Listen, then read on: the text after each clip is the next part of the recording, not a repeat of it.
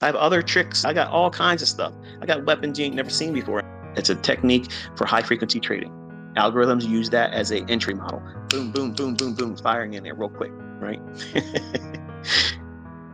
If you know the market's likely to go 38.64, and you know that the likelihood is everybody's going to be squeezed out of their short positions because the algorithm is going to start repricing higher, higher, higher, spooling towards those buy-side liquidity pools that I've outlined on the chart at 54, if my memory serves me correct, and then up at 64. Okay, so the initial buy-side liquidity, that was the first draw. And what I'm waiting for is I want to see speed. You'll see me say in there, I type it out, it's okay. You're going to start seeing large range candles and the speed. Study the speed. You're going to hear me talk about this in the live streams. You're looking for that. That is a signature. What does that mean? It's something that you should be seeing in price. If it's not doing that, you're probably offside, or it's going to consolidate longer. And depending upon the time of day, if you're going into lunch, you want to cut bait. Don't trade. But ICT, we watched you trade in New York. That's me. I'm trading outside of what I've already been willing to share to you. I have other tricks and shit. I got all kinds of stuff. I got weapons you ain't never seen before, and I'm not going to share them all. I'm sorry. You can't have all my tech. I'm sorry. You're not entitled to it. I'm not teaching everything I know. But what I am teaching, what I've already taught, is plenty. So if you're expecting speed in the direction of that 38.64 level, what would you want to see? A real quick sudden move up, just like that, right? Now, for the gentlemen out here to have, and maybe some of you ladies too that are hot rodders, if you have a fast car, and maybe you just got your license recently and you took your dad's car out and you want to burn some rubber, knowing damn well you shouldn't be doing it, but when you sit there and you neutral drop your car, I'm not saying that's a good thing, but some people do it, you burn out and you make a skid mark as the car takes off real quick, okay? You want to see that in price, that burnout, that sudden run. Pro Charts Mopar knows exactly what I'm talking about right now. He's already smiling because he's now getting it. That runaway, real quick move, when you're expecting speed to come into the marketplace, that displacement, you want to see it stay open. You do not want to see it come back down in. When you see that, that is a breakaway gap. When we had markets that were not 24 hours, okay, like Forex is 24 hours, and stock indices are not 24 hours, but there's a small window of time where 1 hour it's not trading. But you have a gap opening. That gap opening sometimes is useful. But when we didn't have electronic trading, there was always gap openings. You had overnight gap risk is what it was. Gap risk is always an issue. You didn't know where your currency futures were going to open up. You didn't know, where this shit was going to open up unless you were monitoring overnight, on the Globex, what was going on. And Globex is like the overnight session. So I'm trying to teach you to anticipate when you're expecting a market move to go a one direction, higher or lower, based on your bias. The narrative was, I left you in the morning session, 38.64, note that, relatively quiet, because that's where we're heading. 3 o'clock hour starts. We are finding real support at fair value gap discount lows. And we create a fair value gap on the 1 minute chart. 11 minutes, 12 minutes, and 13 minutes, respectively, on the 1 minute chart on ES. That fair value gap is drawn out for you in the recording. It's a little light blue one. I move my stop up just below the low of the 311 to 313 fair value gap. I'm just below that, one tick. And the whole time I'm recording this, I'm thinking to myself, they're going to shit themselves when they see this. And to prove it, I went in and I bought it again when it went down and touched the bottom of the fair value gap. Why didn't it go outside of that? That's what you're wondering, right? Why didn't it go outside that? Because it had already tapped the low of the fair value gap on the hourly, the 15, and the 1 minute fair value gap. It had already touched it twice, perfectly. And we were running short on time. We were running down the clock until 4 o'clock. Yes, it trades a little bit past that. That's not my point. The volume that's going to come in on market on close orders is 3:40 to 4 o'clock. That little window right there. Okay. Days that close with liquidity pools that have not been breached or engaged yet, you'll find that that little segment of time is a sweet spot for a model all in of itself. Who wouldn't want 20 handles? I pulled it out like it was nothing yesterday. 22 handles for the people that made fun of just 5 handles. It's 87 ticks per contract. So how do I know it's going to stay open? Just like a burnout. Okay, think about that funny car, that stock car that's real fast.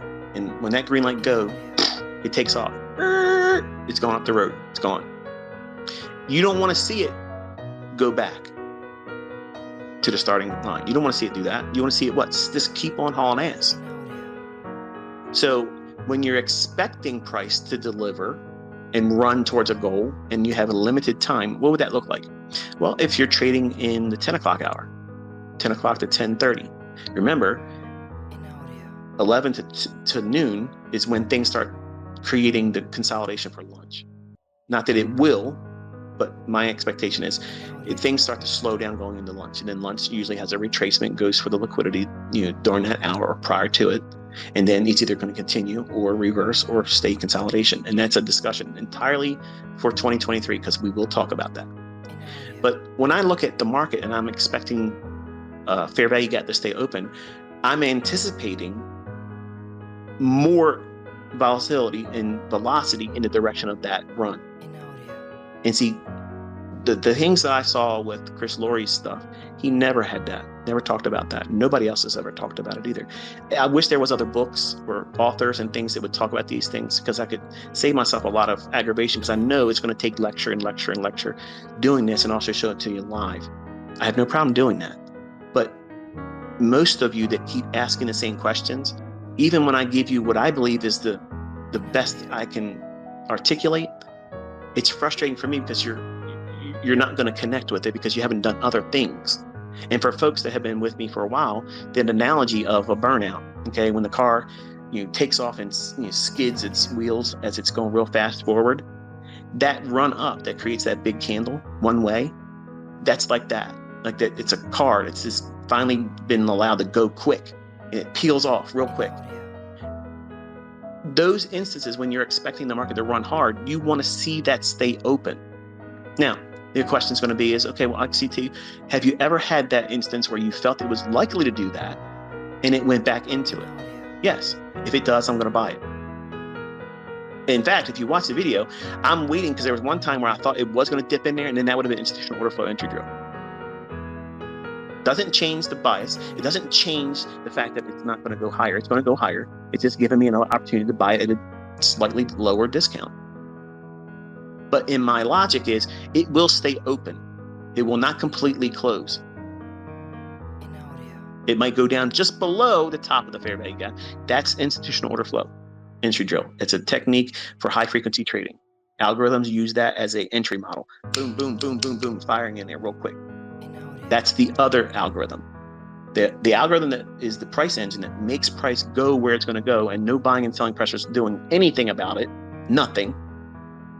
How many contracts cause the S&P to move 5 handles? How many contracts does it take to do that? Think about that logic for a second. How many contracts, how much volume does it take to move the S&P 5 handles? Oh, shit. Never thought about things like that, did you? But the books don't talk about it either, so it's never come up in question, right? You only need one contract to book price. One contract, one contract, one contract. It does not matter. That's why when you see charts that used to track volume when we were a futures trader, market keeps going up. The volume bars keep going down. What the hell's going on? Volume ain't it, folks. That's not how you use volume. That's not how you use volume. You use volume in the sense that, hey, order flow is going to increase. The velocity of orders coming in and traders wanting to do something, you can time that. You can time it. Certain times of the day, it's like, well, at the opening, there's a lot of volatility, right?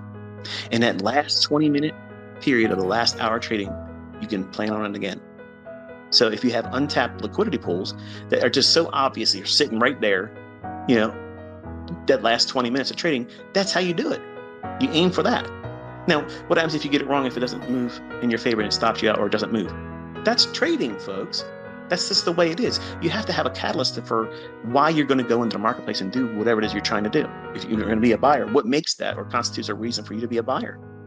There has to be some kind of logic that you're following behind you're exercising and inviting risk. You can't just, well, I feel like doing something because I got time. There has to be a logic as to why you're expecting it to do it. So, in short answer, when I'm anticipating gaps to stay open, I have already framed out the logic that it should be a market that should be moving quick. And if I see that, then I know I can do what? I can trust that my liquidity or inefficiency I'm aiming for will be traded to. That's why you see the confidence in my texts that people think it's cherry picked or that I'm adding it after the video's been done. There's no way you can explain all that shit, okay? It's being typed through TradingView, real time.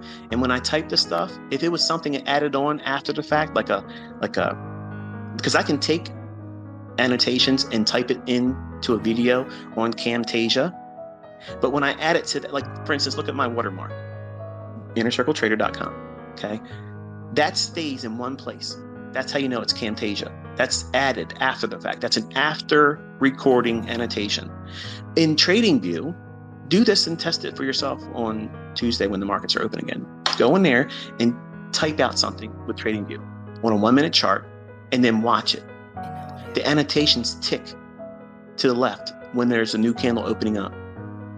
You're telling me that I have that much editing ability that I can go in there and I can fucking make 20 different things on my annotations all move in synchronicity? Get the fuck out of here, man. And you're giving me way too much fucking credit for shit that ain't possible. Just accept the fact that I can do this, and you're going to see me do it anyway. You're going to be able to learn how to do this, okay? Stop making excuses for holding on to dumb shit that doesn't work well for you, okay? Or maybe you're struggling, or you got to worship your hero, or he's going to kick you out of your service or whatever. Fuck it. Get away from those type of people.